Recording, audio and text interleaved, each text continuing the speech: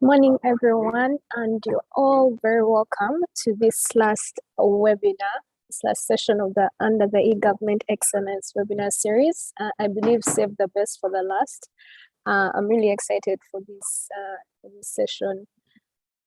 My name is Geraldine Mugumya. I'm a risk analyst at NITA Uganda, and I would like to invite the moderator for this session, who is the Assistant Commissioner E-Services at the Ministry of ICT and National Guidance, Mr. Michael Ochero. Over to you, Michael.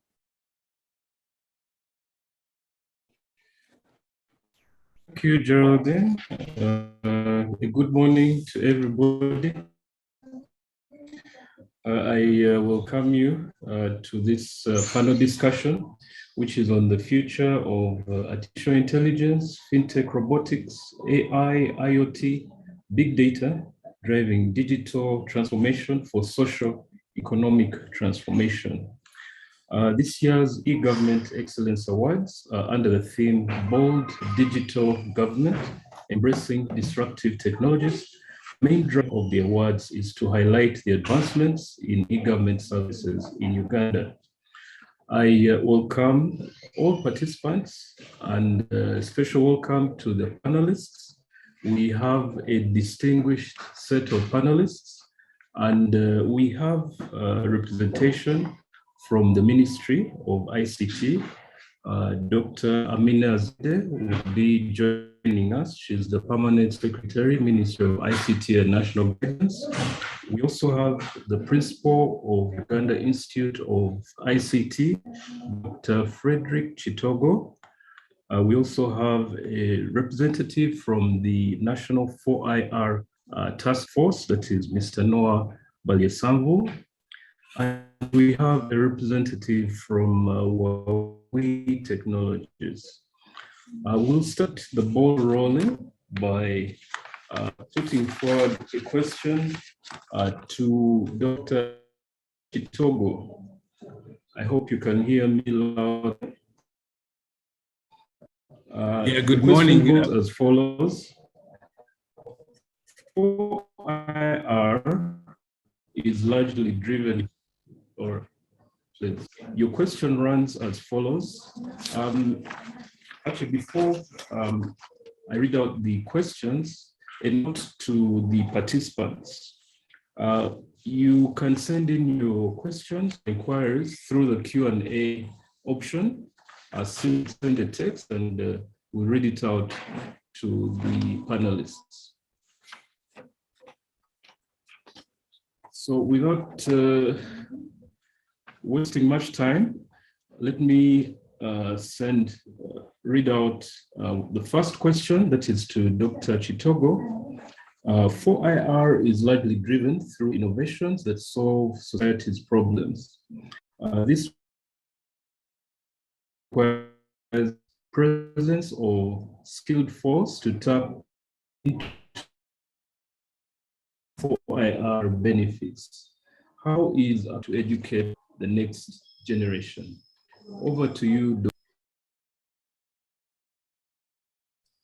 Thank you very much, moderator and colleagues. Good morning. It's a pleasure to be here. I have been introduced. I'm Dr. Frederick Edward Chitogo, Principal UICT. Back to the question, moderator and colleagues. We realize that the advent of 4IR is going to revolutionize the way we do things, the way we interact, blurring the line between physical, digital, and biological spheres. And this will affect and change the current industries to evolve into revolutionized industries like Government 4.0, which is aimed at transforming public services. And then smart manufacturing, agriculture 4.0, logistics, construction, energy and utilities, and many more. So the academia, with other stakeholders, have realized the need to reposition or position the current skills that we have to embrace and also be ready for that revolutionized kind of doing business, which is affected by the 4IR. The academia has taken a holistic approach, first of all, by understanding the problem, looking at the issue of insufficient skills and qualifications to enable the workforce participate in the global evolving industries.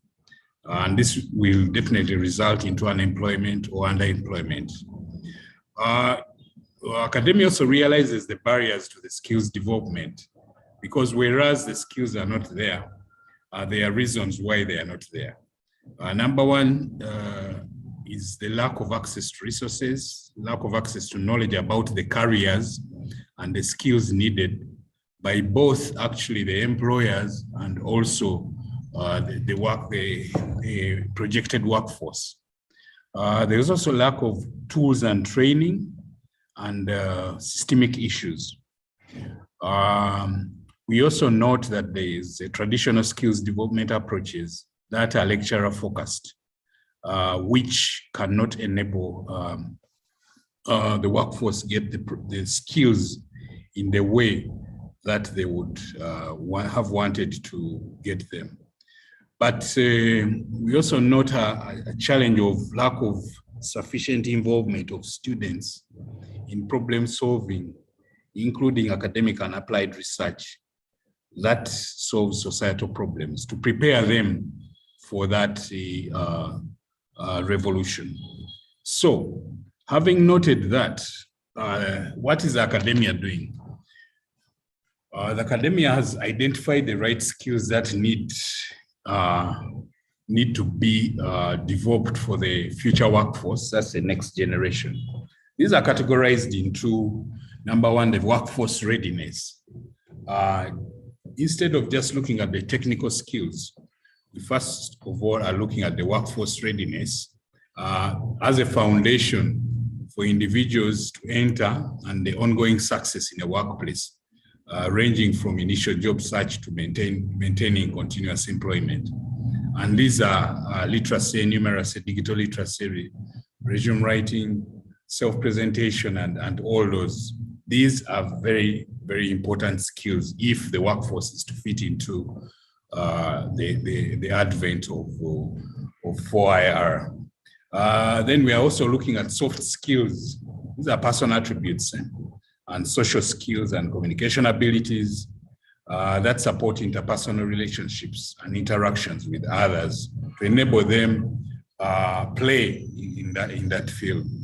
Then the technical skills. These are the knowledge and capabilities to perform specialized skills. These now could be the actual 4IR skills, and also the technical other skills like coding in the 4IR environment, mechanical functions, scientific tasks, technology-based skills, and other related skills like in agriculture, manufacturing, and education. Those skills which require someone to understand and be able to develop 4IR solutions and play in the field. Then the entrepreneurship skills are also important. Then, of course, lifelong learning. That's the first step that the academia is doing, to identify the skills that are required for the future workforce. The second area is to prepare an environment where students and lecturers can utilize and embrace 4IRs in teaching, learning, and administration. Before we can skill the students or the workforce, we need to provide that environment where they can use the actual technologies and be able to understand and appreciate the abilities and the prospects and opportunities of those technologies. The third area is preparing students for the evolving industries, that is the cyber and physical and biological space. That is called Education 4.0, such that the students understand the evolving industries and then what is expected of those industries, and be able to appreciate and be taught specific areas in those industries. Then designing training and research that brings together different disciplines that make 4IR truly revolutionary. You realize that traditionally, like computing training was done in the computer science departments or schools delinked from the other professions. But with 4IR, it is necessary to have an interdisciplinary approach to skilling and training, where we have different people in different industries or different disciplines coming together and learning together and solving solutions using 4IR. For instance, let's look at a simple example of future of work. If we are to investigate the future of work and also provide meaningful proposals for students or workforce, we would want to bring together computer scientists who develop algorithms, maybe economists who map and model the industry trends, psychologists who predict how people react to fundamental changes in the labor market. So this endeavor is truly interdisciplinary because it brings insights and training and skills from both, from different disciplines like computer science, philosophers, economists, political scientists, lawyers, and more. Another area that we are looking at in tapping into the opportunities of 4IR is to have personalized and student-centered approaches to skills development, making learning and training interactive, multicultural, engaging, constructive, and practical, such that we make ready the participants for that industry. Utilization of 4IRs like virtual, augmented, and mixed reality to demonstrate concepts which would have otherwise looked very abstract and difficult to explain and understand, but also utilization of data and tracking student performance. The academia are able now to identify struggling students and provide optimized learning strategies to suit their needs, but also suit the industry needs. Education 4.0 also has enabled academia to embrace advancements in analytics and use these analytics to treat students as an individual, and understanding that everyone's learning needs and desires will be different, and there is need to customize to what the industry wants. So using analytics, the academia is able to do that. There are discussions around having customizable degrees, certificates or diplomas, where students don't have to pick just one or two subjects of study to say computer science or artificial intelligence or whatever, but instead can select modules from multiple programs.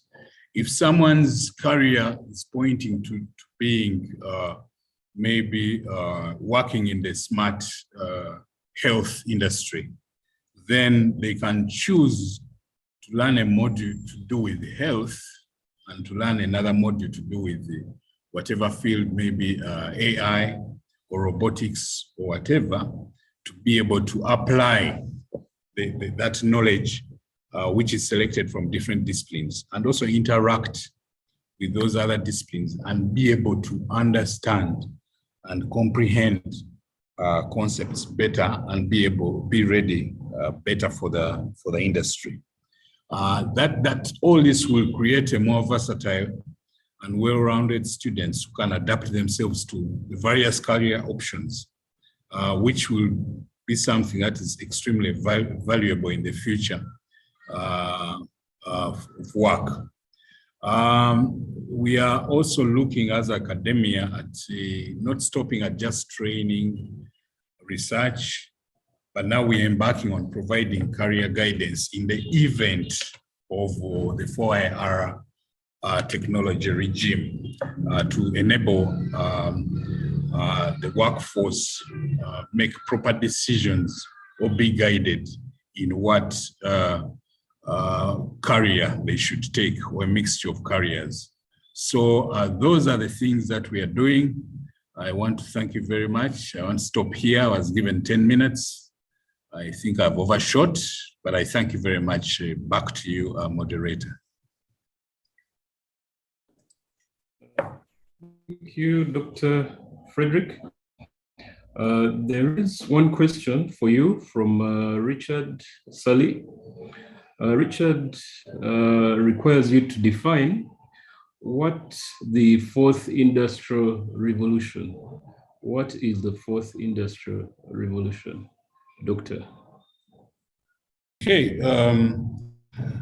Thank you very much, moderator and Richard, for that question. 4IR, if I may borrow a leaf from one of the scholars, that is Klaus Schwab, is a fusion of technologies that is blurring the lines between physical, digital, and biological spheres. A progress defined as velocity, scope, and systems impact, unlike ever seen before. That having been said, these are technologies that bring together the physical space, the digital space, and the biological space to have a fused technology that can be able to solve a societal problem. For instance, let me give you a simple example of 4IR in agriculture. You can have robotics or robots there in the field, which use sensors, that is Internet of Things, and also are able to look at, get a picture of maybe a leaf of a plant. That means they are getting the biology of that plant and be able to transmit and analyze the information and submit it after being analyzed and detect and say that there's a breakout of a disease or a certain irregular pattern in some agricultural plants. So that's a simple example of how these technologies fuse together to be able to give more interesting and amazing results. Thank you very much. Okay, thank you, Doctor, for that interesting definition. We'll go next to our next panelist, who is Noah Balesambo with the 4IR Task Force. And the question reads as follows. The World Economic Forum, WEF, has hinted that revolutionary technologies such as 4IR will drive African prosperity. The direction is that 4IR has potential to turbocharge the socio-economic development of the entire African continent. How is private sector shaping up to this challenge? Over to you, Noah. Okay, thank you very much. And so just to bring context, and thank you, Michael, for that question. Just to bring context on the fourth industrial revolution and its impact to society. Obviously, as we know from trends, and this speaks to the person who asked what 4IR is. Just to set a bit of context and set the stage. By the time we have a fourth industrial revolution, it stands to reason that we have had a first, second, and third. And what is being defined as an industrial revolution is where we have a culmination of technologies that changes society. No, it is not just a technology for a technology's sake, but there is a societal change. And this is very clearly seen in, if we look into history, we have the first industrial revolution, which was the advent of the steam engine. So we can imagine a society that whose trade and livelihood depended on on animals, horses and donkeys. And so trade could only happen as far as horses could move. Trade could only happen as far as donkeys could carry goods. But then you now invent the steam engine, and now you have things like trains that connect entire continents. So that changes the entire fabric of economy and society. So that is marked as an industrial revolution. Then we have the second one, which brings in electricity. And with electricity comes the one that lights the bulbs, but then also electricity is also foundational technology for telecommunication. So where you wait for letters to take months to reach the recipient, now communication was happening near instantly. And of course, that changed the economy and changed society. The one I think we are most familiar with is the third industrial revolution, where you have the internet. And this, and as many of us will bear witness, has definitely changed society and economy. And many of us can remember as far back as the 1990s, in the advent, just the beginnings of the internet, and it is a stark difference compared to how the role that the internet plays today in not only just economy, but even in building social fabric. So when we talk about the fourth industrial revolutions, there are these collection of technologies that are going to change life as we know it today. The same impact internet had on society. We are seeing 5, 6, 7 different other technologies that are going to have similar, if not greater, impact to the world as we know it today. And we have listed the number of them. We have listed the Internet of Things, big data. We have talked about AI, 5G, and blockchain. And so, to answer your question on the role that the private sector is playing, and private sector, even if you look back into history, private sector has always played the leading role in ushering in industrial revolutions. And this one is not any different. What is, I think, would be different is in the speed at which the rest of society has to catch up. Whereas between the first and the second industrial revolution, we had the better part of a century, Then between the second and the third, we had less than 50 years. Between the third and the fourth, we are having barely a decade, and we have massive technologies that are revolutionizing the socio-economic fabric. And so you see that the speed at which we have to understand what's going on, absorb it, and take advantage of it is even higher than has ever been before.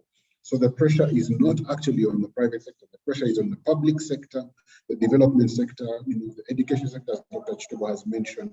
The pressure is on for especially countries like Uganda, not only just sit back and wait and ask those questions, where has this worked before, but rather play a leading role in embracing these new technologies and ushering us into the new economies of the future.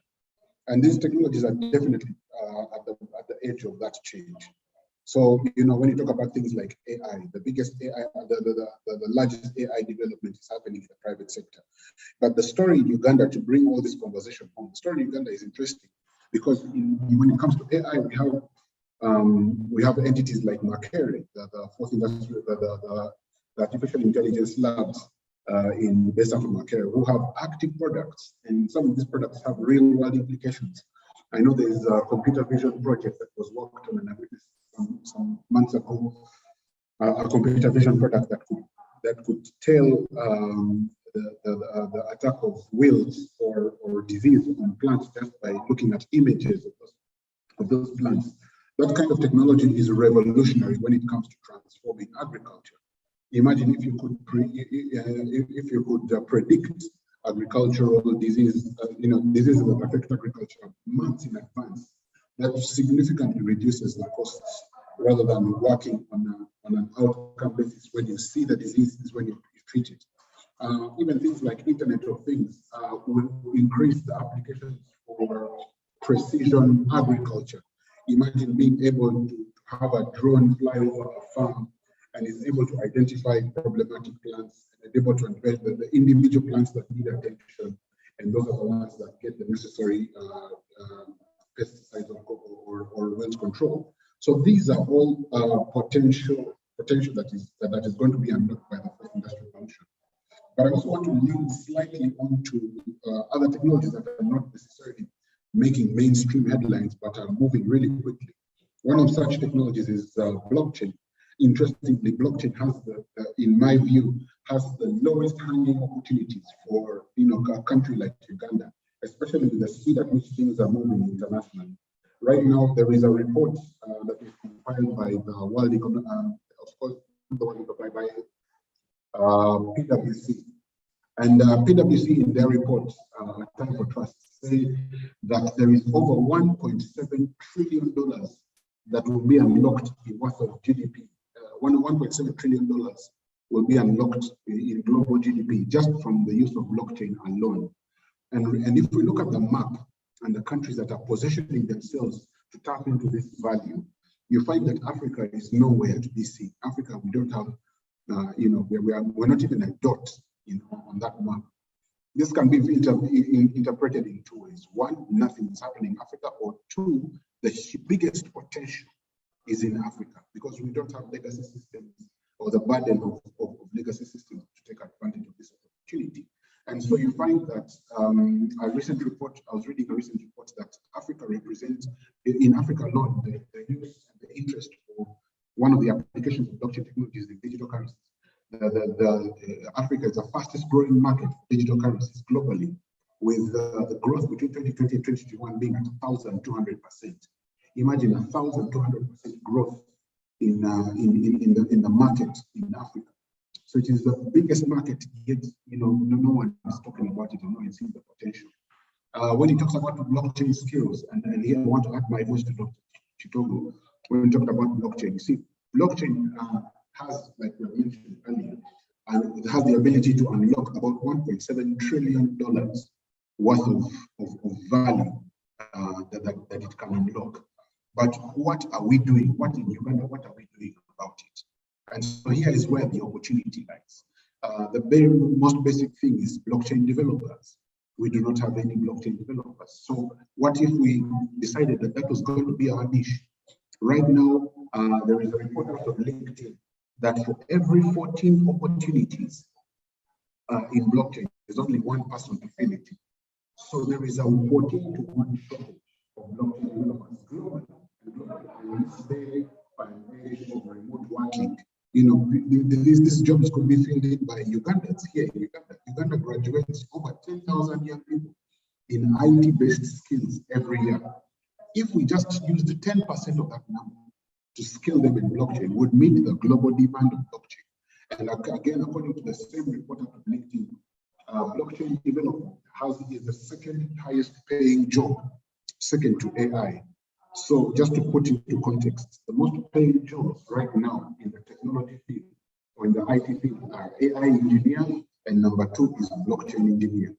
That shows you that there is huge potential even for people here in Uganda. And of course, in the private sector, we are positioning ourselves to tap into that value. We have education programs that are running to skill our young people in these skills, because once you're skilled in it, you can solve problems not only in Uganda but also globally. We are working with partners like Refactory, who will be starting a blockchain course next year. We are working very closely with UICT, who are also adding blockchain to their course curriculum, so that we can start equipping our young people with these skills that are going to be highly in demand, not even next year, even now. Anyone who graduates as a full stack blockchain developer will not be unemployed the minute they graduate. And so those are opportunities that we're looking to tap into.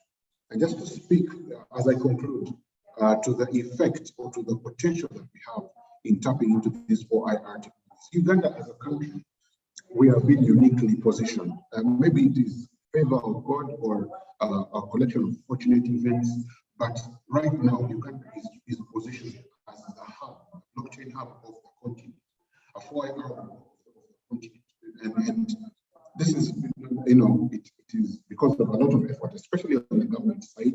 Our government is one of the first in the whole of Africa to deploy blockchain in critical processes. And I'm speaking in the telecommunication sector, in the Revenue Authority, and many other public players are already embracing this technology at a core, which is something that cannot be said in many other African countries. Uganda has also taken steps into regulating the use of digital currencies. We now have regulations on the Financial Intelligence Act, the Financial Intelligence Authority, where all the big players in the digital currency space are registered with FIA. Again, something that cannot be said in many other African countries.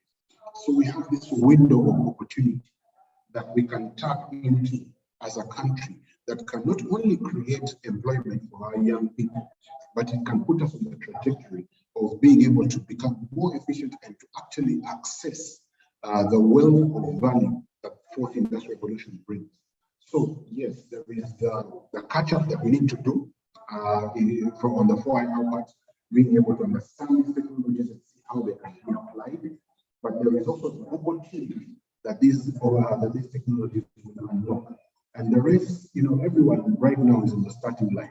That's the thing about this industrial revolution. For the previous ones, there are people who are positioned favorably. Like for the internet, there were countries that were positioned favorably to take advantage of the internet. That's why all the largest internet companies or the richest companies in the world are from a particular part of the world, because they were positioned already favorably for that.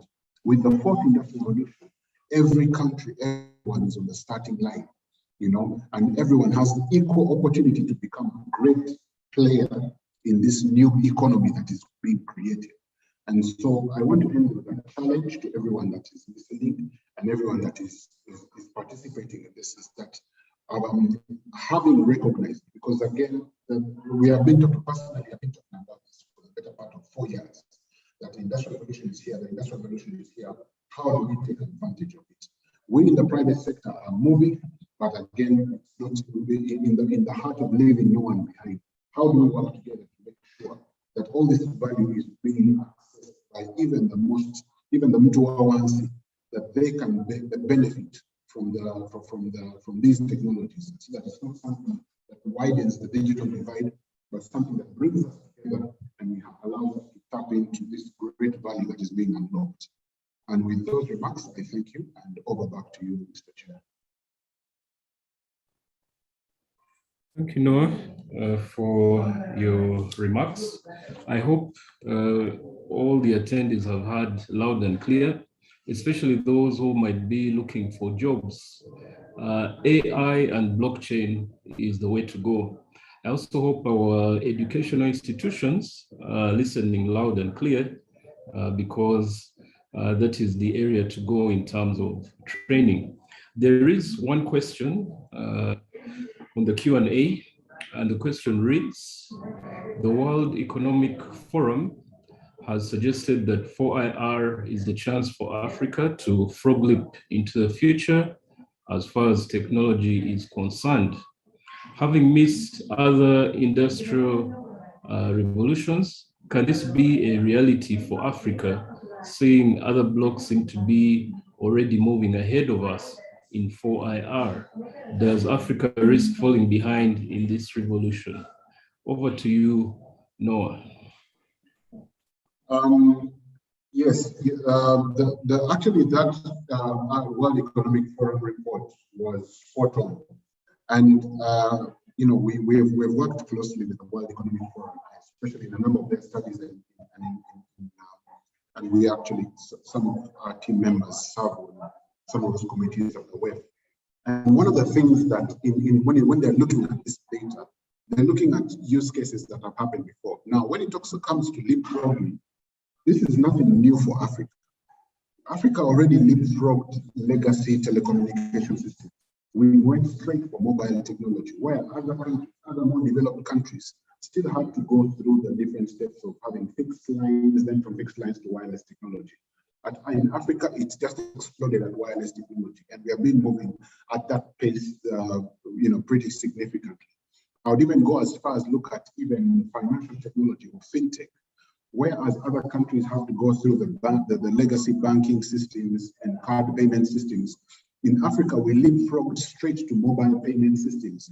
And then we have an economy, like, for example, right now, where we have about 12 million bank accounts, but we have 30 million mobile money accounts. That already shows you that there is a leapfrog happening. And so leapfrogging is not anything new for Africa. It is something that we have done before with these technologies. And so what 4IR brings is even a better opportunity, and I would argue even a more valuable opportunity for us to leapfrog when it comes to things like financial systems. Leapfrogging into the new age of digital finance is easier for us because we don't have legacy baggage. When it comes to leapfrogging into new technologies like AI, like I've said, this industrial revolution coming at the tail end of the internet revolution has allowed some interesting things to happen. The internet revolution has democratized access to information. So you are Google search away from any skill you need to know right now. You are YouTube video away from learning anything. And in fact, there's a World Economic Forum report that was released last year on the future of jobs. And in one of those things, it says the time needed to start building new skills online, or what they're calling the jobs of tomorrow, are between 1 month and 5 months. So one of the things, if you're to look at into this future of jobs report, if I have to put this statistic into context, they are saying that there are jobs of the future there are certain jobs that are diminishing right now, and there are certain jobs that are being created for the future by these 4IR technologies. And for these jobs or skills that are going to be required by businesses in the future, the time it takes to learn them is a fraction of compared to the time it takes to do the old jobs that are dying. So when it comes to things like, product development, data skills, and AI skills, it takes 2 to 3 months to learn them with the information that's on the internet right now. Even the most complex things like cloud computing and engineering skills, with the information that's on the internet right now, it takes 4 to 5 months to learn and become proficient in these skills. This is a stark difference from the 5-6 year degrees that we are used to, where you have to go and sit in classrooms and learn for 5 years to learn specific skills, of which when you need and enter the marketplace, they have to retrain you to be relevant in the marketplace. However, here we are seeing that we have fit for purpose skills, and the longest it takes 5 months for you to learn this. What does that mean in context? Is that Africa can leapfrog, whereas the bigger economies, which have a lot of value at risk because of these new technologies, we don't have that baggage.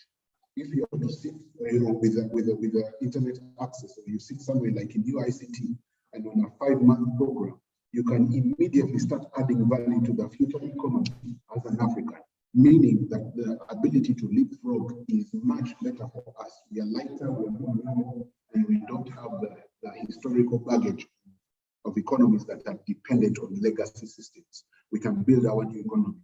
And so, yes, 4IR gives us the best shot at leapfrogging. And so when you talk about the Vision 2040 of becoming an industrialized nation, I believe fully that it is 4IR that is going to get us there, and I would argue in half the time, given what we are seeing in terms of trends. Thank you.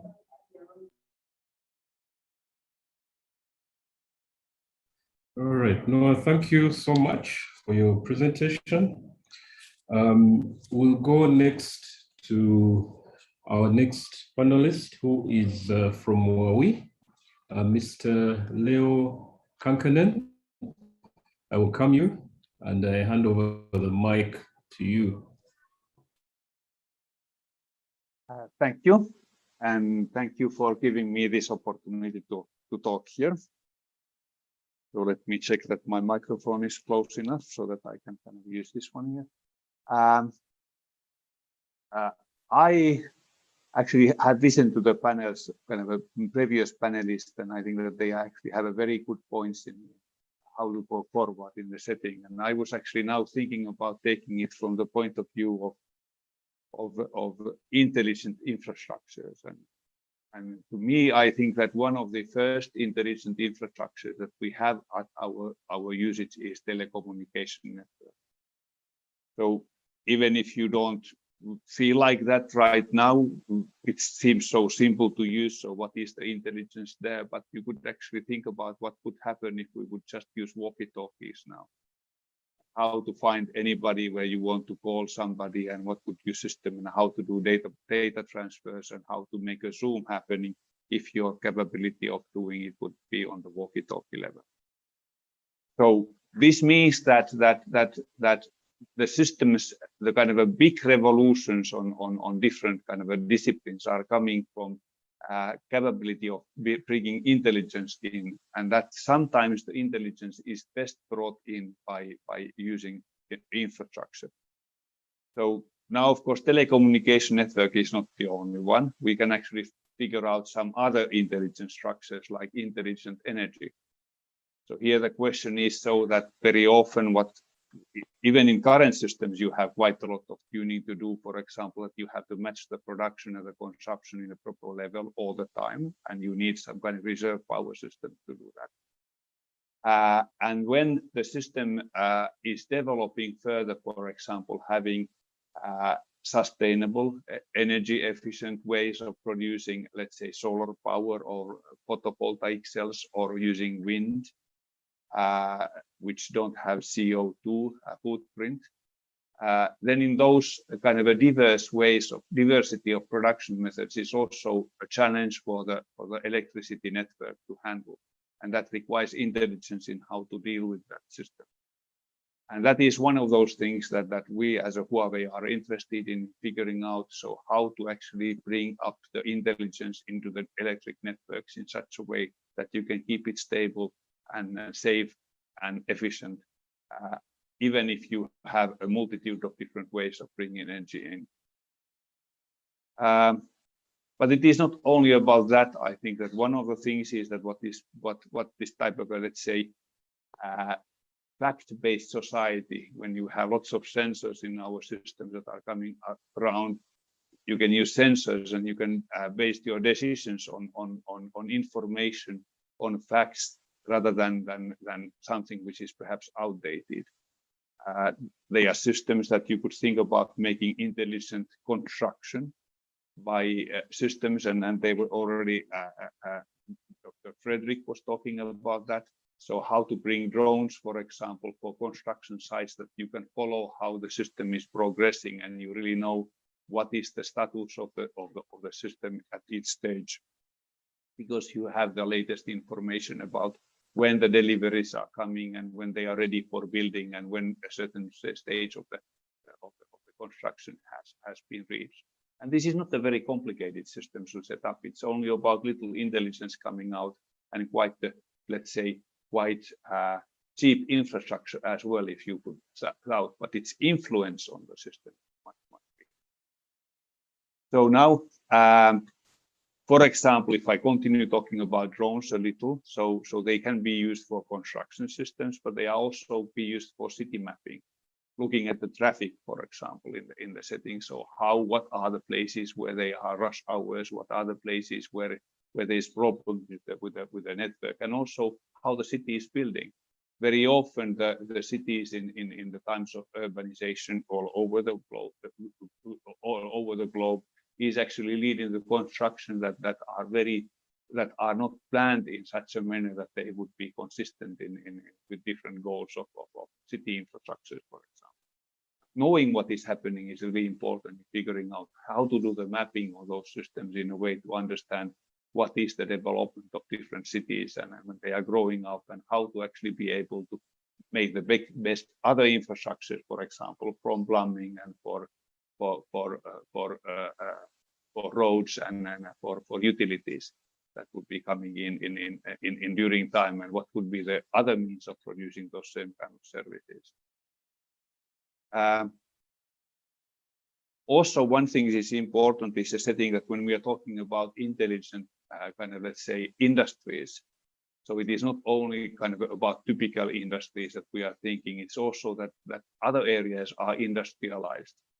You could look, for example, to a certain extent, like Amazon is doing shops and kind of retail systems. They are very much industrial centers where they have these places where goods are gathered and where there are robots and people working together in order to have very speedy delivery.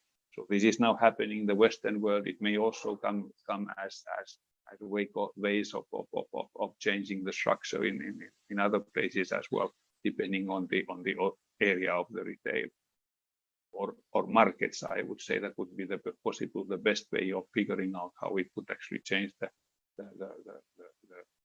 logistic chains of places or industries.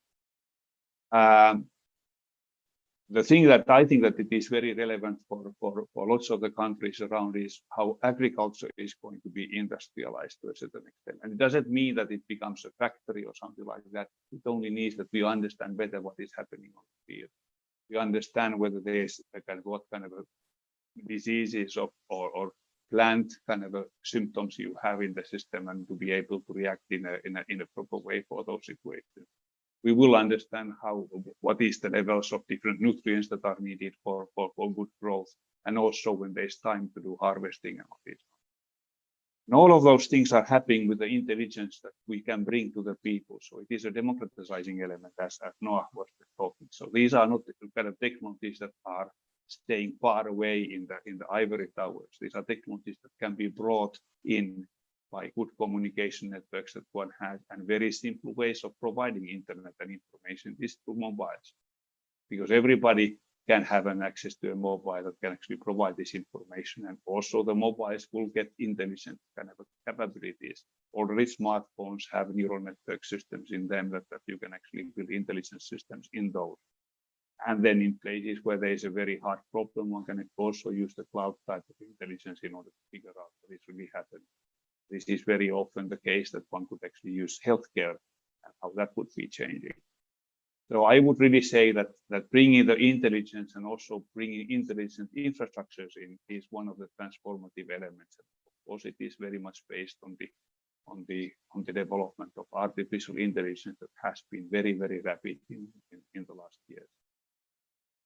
One of the areas that have been developing a lot is the area of natural language processing, and this has to do with the usability of the AI solution, because we were already talking about, and was it Noah that was actually kind of Dr. Noah was stating us that there is a problem with inclusion of digital divide.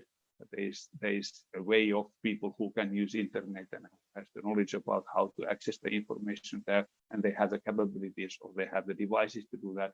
And there's a lot of people who are outside these things. They don't have the skills to do it.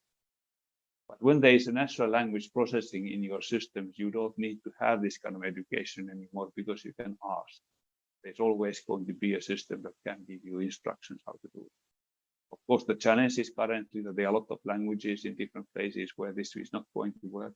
But one has also been progressing in a way that the current language models starting to be so that they are not actually covering 3 or 4 languages, but there's language models that can actually handle 100 languages in different ways. And this only depends on how to gather enough data from different languages in order to be trained on this system. So this is, I think, that is a fundamental element that we should somehow gather forces in order to make up this kind of, let's say, language and understanding to different phases. This, what I think is this natural user interfaces, would be the democratizing element that would actually bring all the benefits of this AI to everybody. Because you can see that lots of people are afraid about the changing of the infrastructures in a way that they don't have a position anymore. There's a job loss, perhaps. There are some things that are automated, and then people wouldn't have the jobs anymore in those areas. Rather, I would say that when we make this AI inclusive, it actually gives capabilities for people that they didn't have before. There is a new type of jobs that are actually being on top of the AI solutions and intelligent infrastructure that we are going to build in a way that lots of people can enter. So this is something that I find kind of very important, especially in those places where the development can be done by leapfrogging, where there is no legacy structure that actually would slow the system in a way. And I see that Africa is a very good example. Where, for example, it was mentioned that the financial kind of fintech systems have been kind of going through the, let's say, to the intelligence mobile stage already before when it happened in Western. So they are things that can be different in the legacy. For example, thinking about intelligent traffic, it is not only about having electric cars in the road and figuring out how to best kind of, let's say, organize the size of the scaling of the traffic systems on the roads, But it's also figuring out, for example, how to transport the energy needed if one is expecting that energy would be the kind of that would be produced for electric cars. So this seems perhaps a little far-fetched because electric cars are currently a kind of a luxury for many places because the big batteries are needed, are pretty expensive. But there are other solutions that one would think that, for example, electric grid is very often built in very, very high places on the high up in hills in a way that they are far away from the roads. But they are now kind of a research that is done, for example, building the electric lines below the roads, under the roads. And at the same time, when they would actually transporting energy to different places, and that would also be an easy way of deploying the electric lines to a certain extent. Of course, it is a little more expensive than using the poles.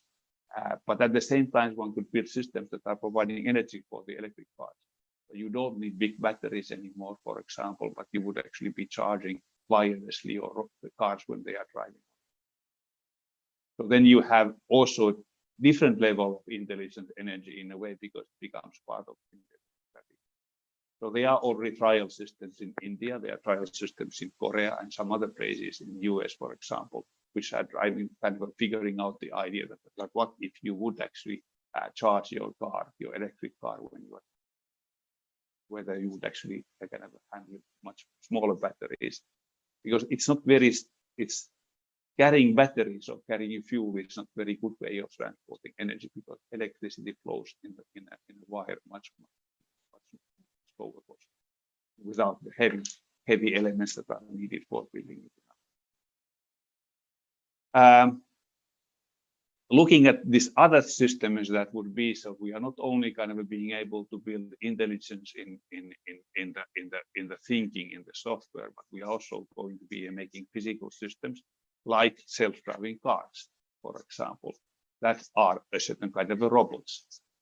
To a certain extent, I would say that some part of the system is done in a way that those electric cars and self-driving cars, the driving itself on the road is not so hard. You can actually make systems that recognize the kind of the road and recognize how to steer the vehicle in a way. The challenging part is how to understand how the pedestrians, how the other drivers are behaving on them. So making robots that could collaborate with humans have exactly the same problem. It is not the kind of a case of moving an arm that is hard to program or doing something like that for a certain task. It is about how to do it with humans and how to understand how the human would behave in that situation, so to be able to collaborate. And also there is an even other task which is saying that when you drive a car, it is not only you driving and figuring out how the other cars are driving, and then taking that into account, your expectation, what is happening. It is also the question about how you drive in a way that other people find it predictable. And this is the things that one has to make the system to kind of to understand and how to create it. You want to build it, and it is also true for robots that are actually working with us. Otherwise, they have to be engaged in factories, and this is not the type of a, let's say, Industry 4.0 type of a robot that is staying in the cage. I would say the Industry 4.0 type of a robot is something that can work together with humans in the field, in the agriculture, picking berries or picking harvesting in the system, or picking up the weeds out of the field so that you don't need pesticides. These are the systems that one can foresee about how things are affecting. So how, for example, capability of doing mechanical work in a cheap way, in an efficient and cheap way would, for example, be a little robot that can feed out of the fields.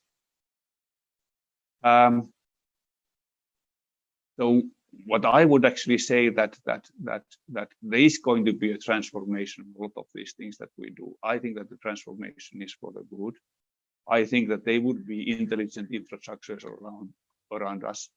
I think that there is going to be a different type of work we are doing, but I don't think that it is about losing jobs. I think that it is more about bringing capabilities to everybody to do a much larger set of things and give opportunities to everybody, democratizing the system quite a lot in that thing.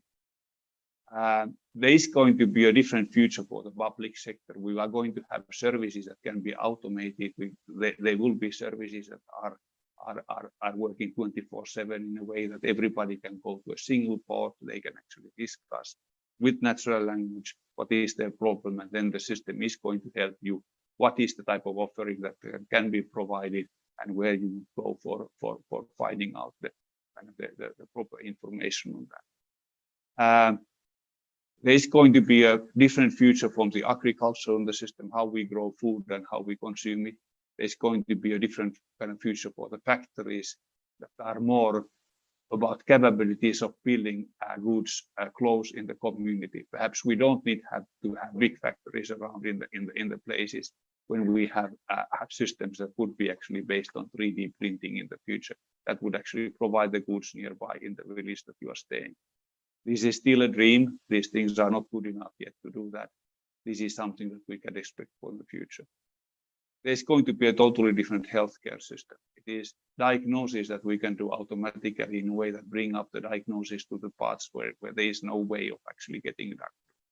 We cannot train enough radiologists for Africa purposes, even if we would use a huge amount of new doctors and trying. It has to be done in a way that would actually bring automation as kind of a significant part of how to. And there is a way of doing that, and it is not very expensive. Of course, there is also the part that it is not enough to do diagnosis. You have to have also be cheap ways of taking care of those symptoms and of curing people. Whether they would be happening, for example, to make a minimally invasive surgery, a system where the surgery is not anymore about cutting your chest open. It is actually using needles that have some activity that you go in, so that you actually do minimal harm for the surrounding tissues and will do the fact. This is still a dream. This doesn't happen yet, but this is something that you would be expecting. It is also the case is how to do diagnosis based on this kind of DNA microarrays that are currently expensive, but they are coming cheaper and cheaper all the time. That can diagnose a huge range of different diseases very easily, without actually having kind of a medical personnel in looking about what the results are, but being able to take the information and give you instructions about going to actually to a professional to actually deal some of these things. I think that we have a bright world ahead of, but it is not without problems, because there are things that the global systems and urbanization and economic kind of troubles are causing different places. But there are small steps that we can do actually to bring stability to the systems in a way, bringing the intelligence into the society in the way that the decision becomes fact-based. It is based on the information that we can gather on the system, so that it is not outside the kind of the scope of these societies, that communities that we are working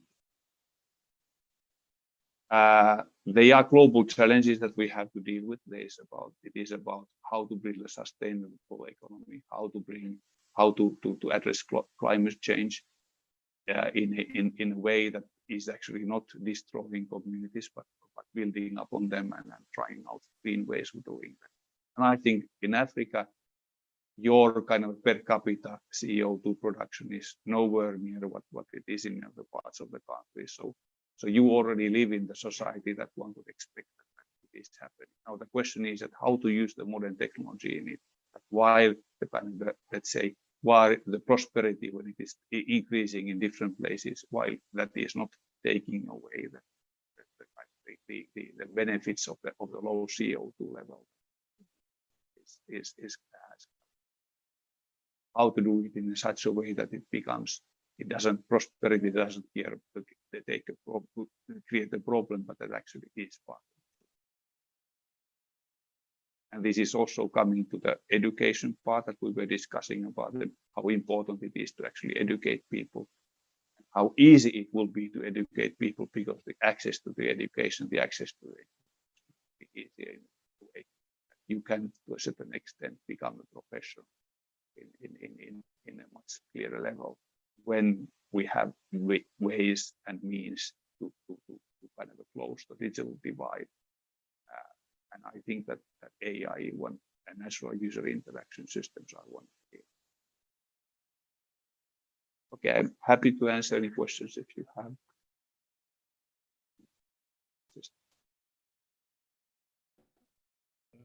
Leo, thanks so much for your presentation. One quick question I'd like to ask, of course, is in the skilling of our youth, secondly, in the industrialization and our plan to make devices cheaper. How can we aid in that direction, skilling and in making devices cheaper? Thank you. So one way, of course, of making devices cheaper is the natural flow of high-end phones becoming the kind of the feature phones of the future. So this is, and when the kind of the production of those are, for example, coming kind of a more and more widespread in a way, there will be also solutions that are bringing it in a cheap way when the system is scaling up. But really, I understand that there is still a gap in the system, and there is also the cost of actually using them that is up. And now, one of the ways is to use for higher spectral efficiency, for example, like 5G, which means that actually per bit one can actually produce, and per money unit you can actually produce much better services than you would be otherwise. First, you are thinking that it is a way of making money if you think about 5G, but it actually also about bringing it to much cheaper, bringing it much cheaper to people. Because of course the cost is in those. There is about devices. There's also about all this kind of a new intelligent devices that would actually come, for example, to the hospital. That's the price question also about there. And there I think that when these solutions that are usable, let's say on a much larger range than in very specialized uses, then also the capability of building them in large masses is becoming more efficient, and it is actually kind of reducing the kind of the price of those structures. Of course, you could see that for example, the mobile phone that happened 20 years ago did not have really computing capabilities at all. Now everybody is actually having in their hands, almost a lot of people are having their hands kind of let's say mobile phones that are supercomputers of the last. They will have the capabilities, and the capabilities are democratized in that time.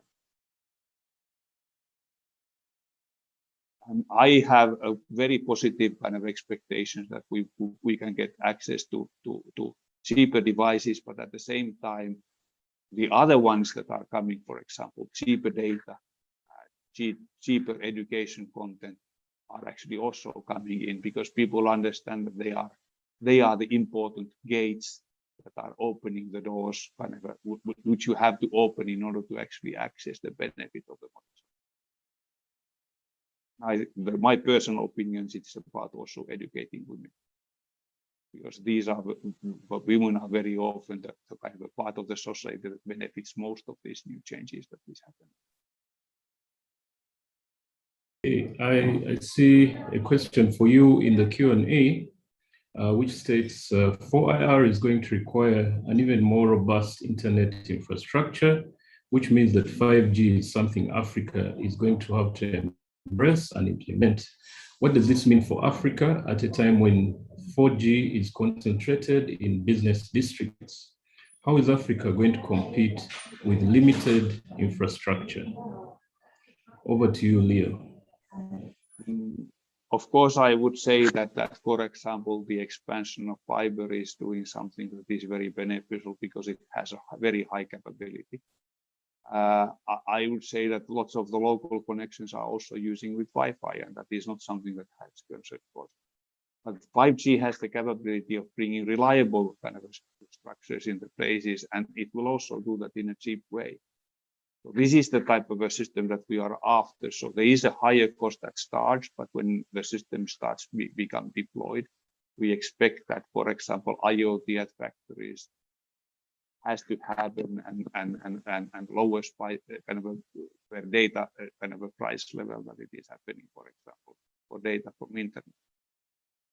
So these are expected to be happening, but first you need to set up the infrastructure that is coming in, and there is an investment in that when you do it. But I don't think that this is this is not happening in the sense because I think that there was a kind of a discussion here that very often these are not the real obstacles. The real obstacles is to have a legacy infrastructure in the system that is fighting against these changes. And when you are actually putting at something in the clear field in some places where you don't have the legacy infrastructure, that is when you actually get the benefits very fast and the system starts paying itself. This is just my opinion, but I would say that, but I understand your point. So this is the point of the question. So that is very rare. Okay, thank you so much, Leo. We are getting to the tail end of this discussion, and I would like, as well as to get parting shots, I'd like to address a question, one of the issues which came up, AI and blockchain are the way to go. Dr. Chitogo, what can we do in that direction in terms of skilling our youth? You can just answer that as you give us your parting shots. Thank you. Thank you very much, moderator and colleagues and fellow panelists. In terms of the question, the future is AI and blockchain. What do we do in terms of skilling? What has already been started on, but what also needs to be improved, is to ensure that we design curriculum for AI and blockchain at different levels, right from all the levels that we have embedded ICT training up to the tertiary institution level, but we could possibly start with the tertiary institution in terms of delivery, but also involve the industry and government when we are developing the curriculum and delivering the curriculum, because we shall be doing it at utilizing actually the actual implementers of what? Of AI and blockchain. In terms of the skilling as well, as we are developing the curriculum, we need to look at use cases and make practical sessions and attachments in terms of the priority use cases for government. Good enough, we are working as the Fourth Industrial Revolution Technologies Task Team for the country. We are working on those use cases in terms of blockchain and even artificial intelligence. So those should inform the priority areas that need to be embedded in the curriculum, and also the research element, as well as the actual practical sessions in those areas. But also that's in terms of the skilling, but also to also build skills, we need to embed AI in teaching and learning, such that we use AI and even blockchain, for instance, to have tamper-proof certificates, and also ensuring that the qualifications and skills, credentials are secure. So we embed all these, but also work in the areas of skilling. As my parting shots, I would want to thank moderator, thank Nitayu, thank all colleagues for having organized this as one of the areas for the e-government awards, because it is a discussion that as a country we cannot miss out. So it's a good starting point, and we look forward to many more of these. I wish you all the best. I thank you very much. Okay, thank you, Dr. Chitogo. I'll move now to Noah. Safety and security. The recent issues that we are facing in Kampala as well as the rest of the country.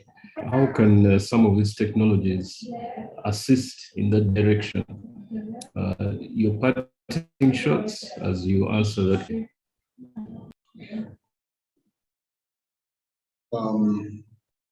Thank you very much. And indeed, that's actually a good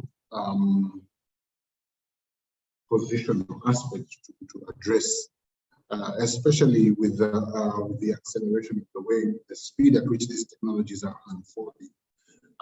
Security is a major concern and should always remain primary in the design and implementation of these new technologies. One of the things we realized, especially with the COVID pandemic, is that there was an accelerated use of online technologies, especially with the lockdowns. Between early 2020, we saw a number of organizations digitize in a few weeks. And with that accelerated digitization, we also saw an increase in the number of cyber attacks and risks that emanate from these online technologies. That showed us that yes, there is an acceleration to the use of digital technology, these 4AR technologies. However, the concerns, the security measures remain unabated. And so now we are seeing that this still remains center stage, a conversation around security and protection. I know recently, especially bringing this from Uganda, we passed the data protection and privacy law and its corresponding regulations, and that is the right direction. And I know even right now, the office of the data protection office is up and running and pushing for online privacy and data protection. Similarly, there must be both equal and resolute efforts from both the public sector and the private sector in order to bring these technologies to the public, to the masses, but in a safe and sustainable way. And so, yes, security is a major concern, and it is also as a pertinent issue that needs to be addressed, even in the light of 4IR. And moving forward, even as we look at how these new technologies are unfolding, security must also remain a pertinent concern. And that will happen from a number of aspects. Not only will it happen from the people who are pushing the technologies, but also us as security professionals, getting as many security professionals trained and working as possible, getting as many, the same way we are pushing for AI developers, the same way we are pushing for blockchain developers, it should be the same way we are pushing for cybersecurity professionals, because they are the ones that protect us even as we adopt these new technologies. So yes, security is still and will continue remaining at the center of conversation around these digital technologies, but it's imperative that we have the same conversation, part of the same conversation. And this is also going to be felt, especially in our task force. We have not forgotten the role of security. So even as we advocate for push things like AI, blockchain, 5G, IoT, security is the thread that ties all these technologies together so that we have a safe society online. Thank you. All right. Thank you, Noah. To Leo, as you give your parting shots, we would like to see a few of your products made here in Uganda, and possibly your company involved in training, skilling. Your parting shots as you answer that question. Thank you.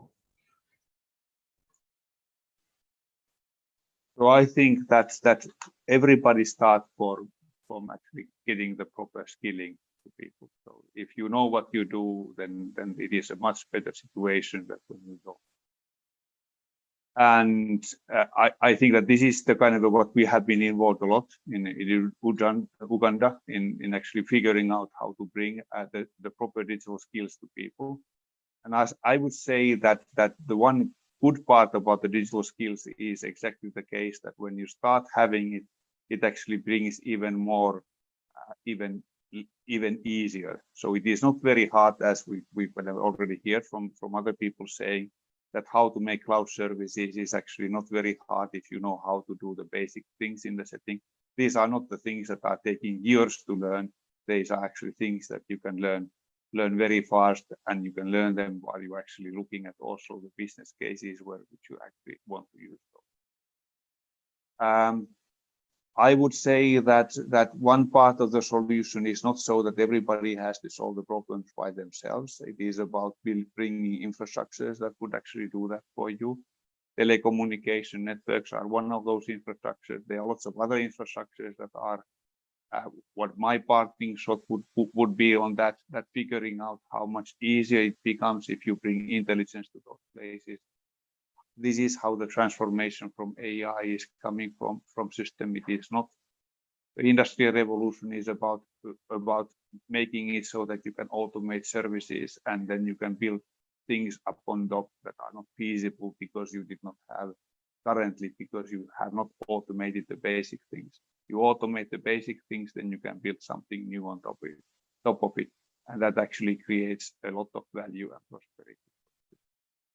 This is what we are expecting to do. We are expecting to do so that all of those things are also happening with less resources, so they are more efficient in a way, so that we can actually get more with less.